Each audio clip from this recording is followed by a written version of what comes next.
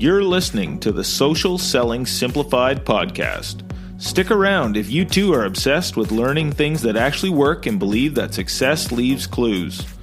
We're all about identifying results-producing roadmaps and getting super clear on how to scale and grow your online business. From part-timer to president, social selling expert Ashley Shaw will help you connect the dots and take the guesswork out of what works to grow a social selling empire. It's time to hear from social selling legends, listen in on truthful conversations, and learn the best tips and tricks to reduce the marketing overwhelm so you can build the social selling business of your dreams. If you're ready to go all in, no holding back, and build the business you've always wanted, you're in the right place. Here's your host, educator, social selling guru, and fitness industry OG, Ashley Shaw.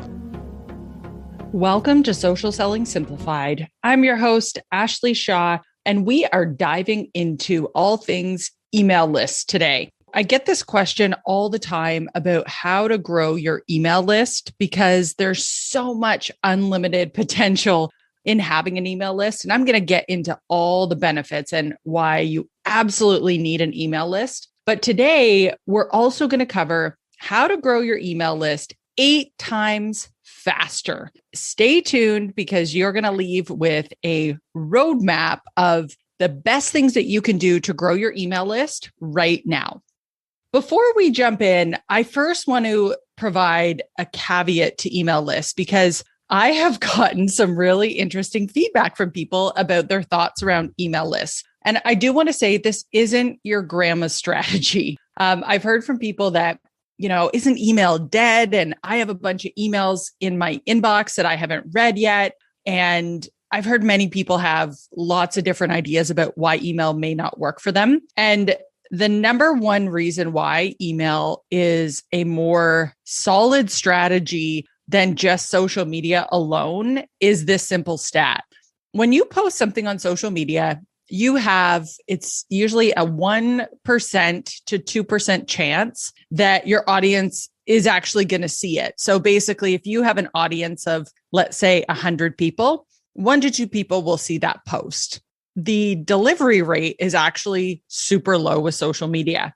Now, when you combine that and you move over to email, when you send an email, there's a 20% open rate on average. So you go from 1% to 20%. And right there is one of the reasons that email is actually one of my favorite ways to drive revenue in my business. I've heard other marketers say that every lead on your email list is worth about $5 in correlation to sales, right? So the more leads or emails that you have on your list, the more likely it is that you can launch something and have a really successful end result. And we've actually found this with our email list as well. When we had 6,000 leads after a year of building our list, we could correlate it to $6,000 in sales a month. So the more that we were building our email list, the more that we were able to see that direct result.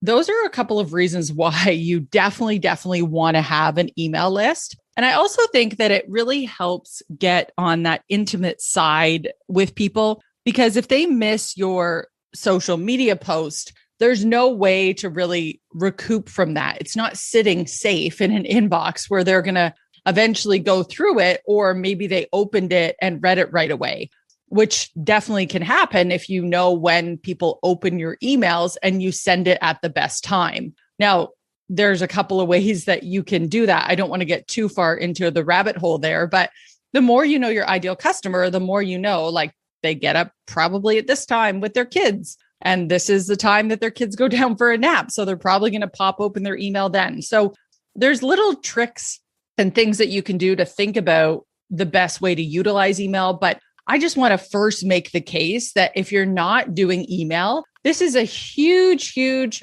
opportunity. And it can also be an automated selling machine for you. Instead of having to send like relentless messages over and over to people, you can set it up so that it's set up once and then your welcome series goes out and it goes out to everyone that joins your list. You're not having to send that same message over and over again.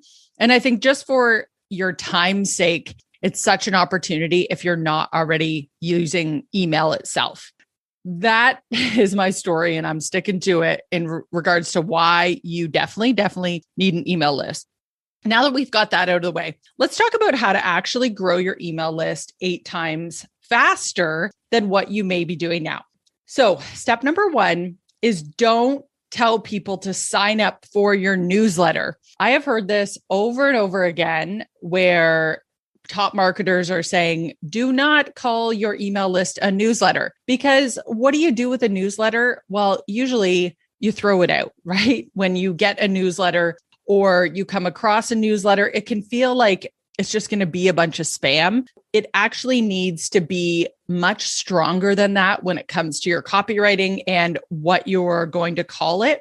So if you're currently using that terminology on your website, sign up for my newsletter, definitely start by changing that right away. So that is step number 1. Step number 2 is to have a pop-up box or hello bar on your website. I'm going to explain the difference for those that may not know. A pop-up box is something that pops up on your website that is giving your audience something for free, and it just pops up on the screen. They put in their information and then they can collect whatever it is that you're giving them. A hello bar is different. It's a bar that goes at the top of your website, hence why it's called hello bar. And you can apply it to all your pages or certain pages that you want. And for us, for example, we have our take the quiz bar at the top.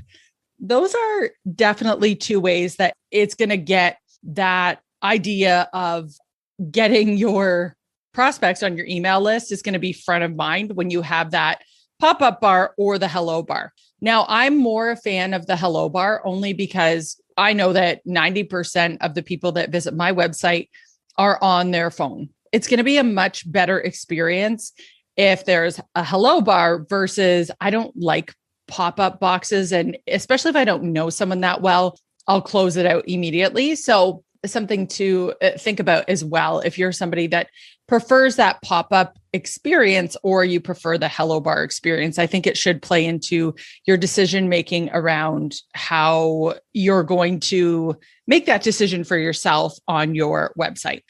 Step number 3 is to have an irresistible freebie.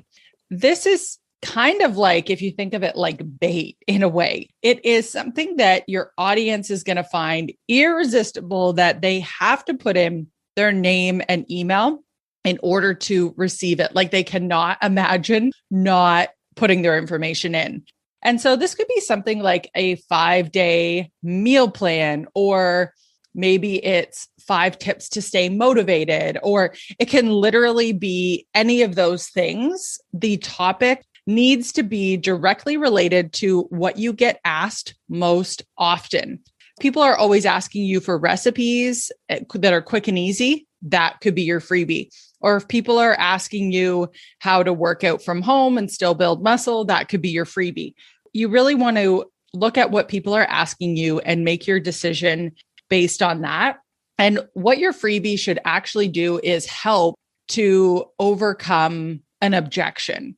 People say they don't have time, then your freebie could be about helping to save them time. So it helps to get that objection out of the way so that they're more likely to buy. So make sure that you spend time on this, figuring out what kind of freebie is best for you to give away. And don't immediately throw in the towel if you find that you're not getting a bunch of leads from your freebie. It comes down to 2 things, really, quality or quantity. So quality speaks to the title of your freebie. Maybe people are visiting your page, but they're not finding it that useful, like it's not speaking to them.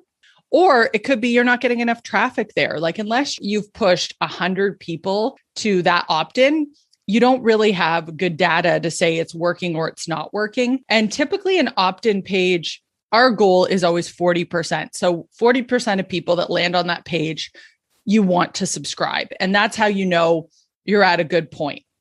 Tip number 4 is to nail that opt-in page. We've talked about having a freebie. We've talked about that pop-up box or hello bar, and we've talked about making sure that you don't use the word newsletter.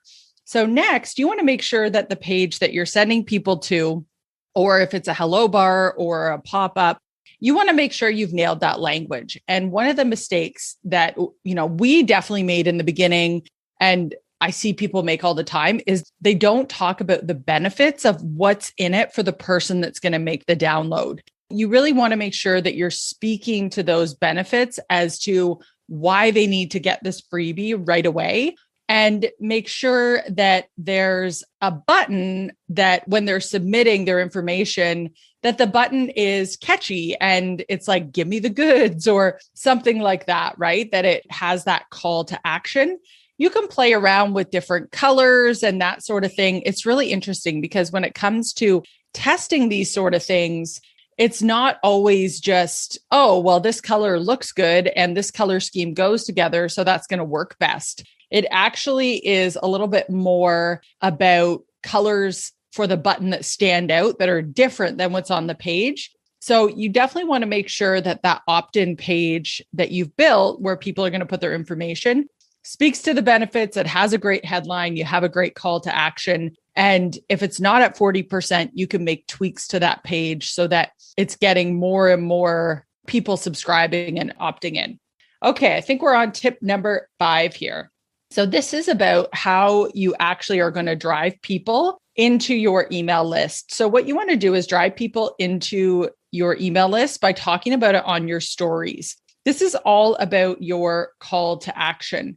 You're not just going to get on stories and be like, hey, why don't you jump on my email list? Go to the link in my bio. No, you're going to use curiosity marketing. So let's say that your freebie is a 5-day meal plan. When you get on your stories, you're going to talk about the importance of having a meal plan and how people are much more successful when they have their meals planned out, and you happen to have something that can help them. If they don't have a meal plan or don't know where to start, you can go to the link in my bio to get a copy of that 5-day meal plan.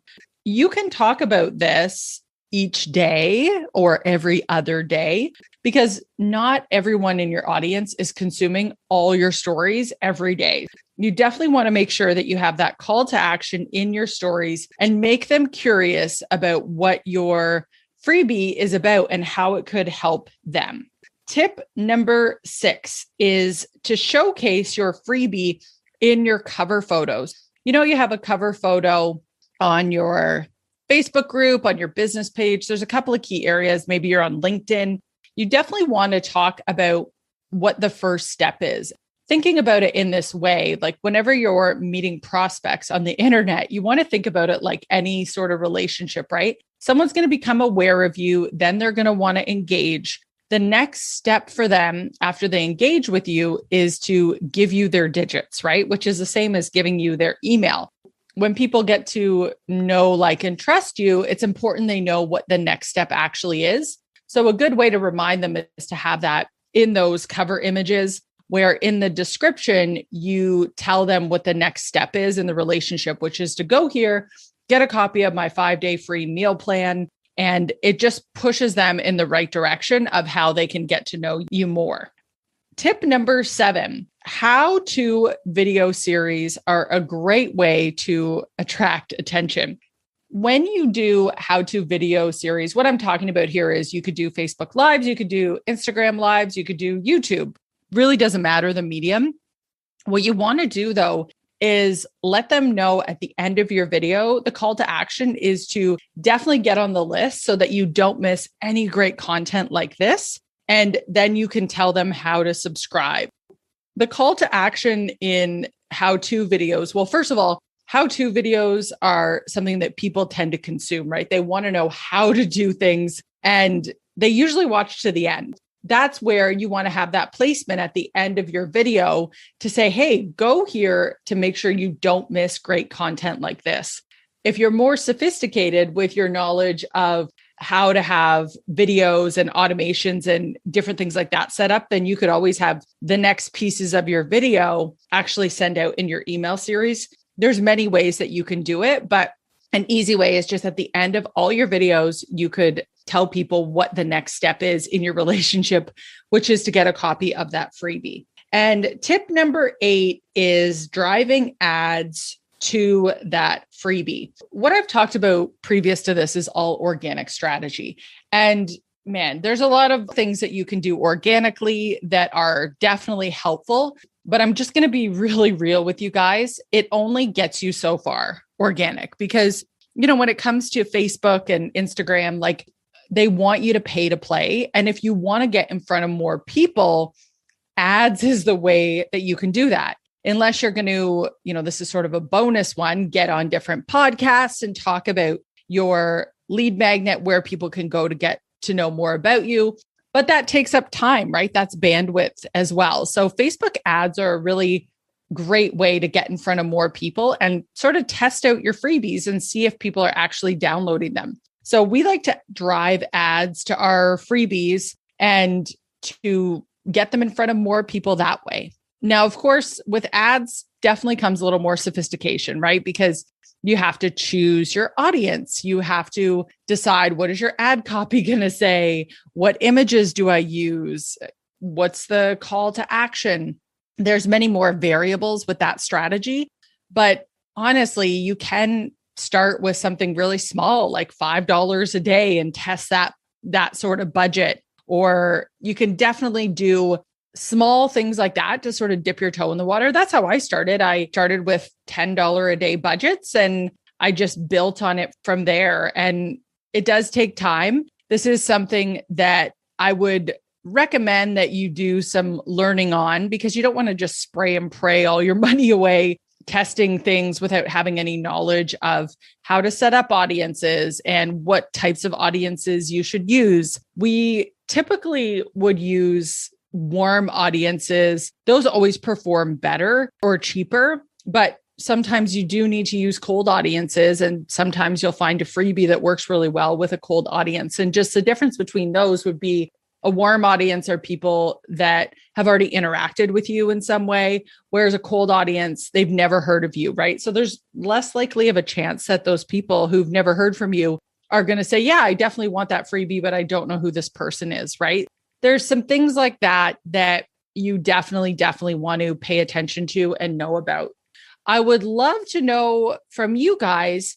Facebook ads is something that is a whole nother realm that there's so many things to learn and so many cool things you could do.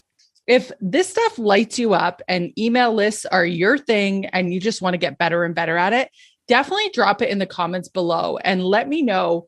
What do you want to learn about? Is it Facebook ads? Is it email lists? Is it how to run a Facebook group? Because those are all topics that are coming up in the next season of Social Selling Simplified. Thank you guys so much for listening to this episode. I think that by investing this time in your email list, you're definitely going to feel like you have a more cohesive strategy. You're not just going to be spraying and praying on social media. If your social media accounts went away, which guys, like I've had that happen before, where our main business page was shut down and it was something so silly. It was literally that they did not think I was Ashley Shaw.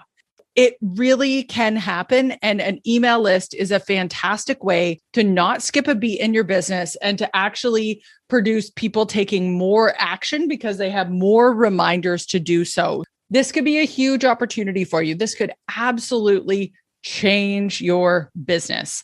Guys, thank you so much for watching. I'm super pumped to see all your takeaways from this episode, and we'll see you next time on Social Selling Simplified. Are you a health and fitness coach wanting desperately to really climb rank and finally be able to go full time with your business? If you're struggling to figure out where to go next, I've got something new coming up just for you.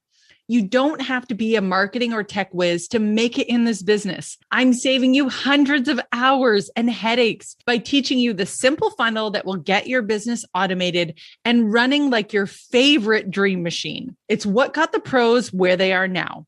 On Wednesday, August 4th, I'm teaching a free masterclass. There are simple systems that will let you finally quit your 9-to-5, and I'm teaching it all to you for free.